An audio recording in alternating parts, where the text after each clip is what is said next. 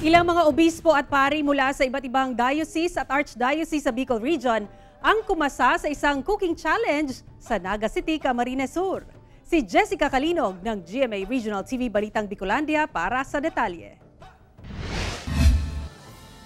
Maliban sa malalaking religious activity, ang Peña Francia Festival din ang panahon na nagtitipon-tipon ang mga pari, bishop at archbishop ng Bicol Region.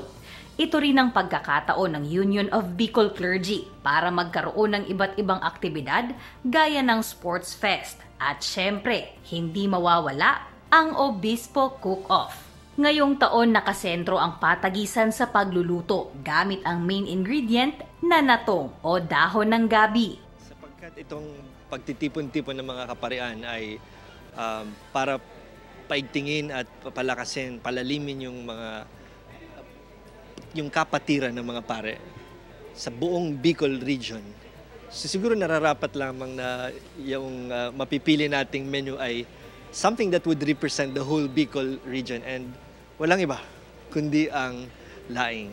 Sa loob ng isang oras, ang 16 na mga pari at obispo mula sa 7 diocese at archdiocese sa rehiyon at ang Military Ordinary of the Philippines ay nagluto ng kanilang leveled up na tong dish. Kaya pagsimula pa lang ng timer, game na agad ang ating mga obispo at pari. Oo nga, laing din kami. Ngayon, surprise. Ang presentation, pati itong siguro na hiling mo, dahil ko pa sasabihin, na sinda, nagluluto na kanlaing kami, naghahalat-halat pa. Ang Diocese of Legazpi, ang pagputok daw ng Bulkang Mayon ang naging inspirasyon sa kanilang natong pasta. This dish will remind people of, una, how sweet the volcano can be.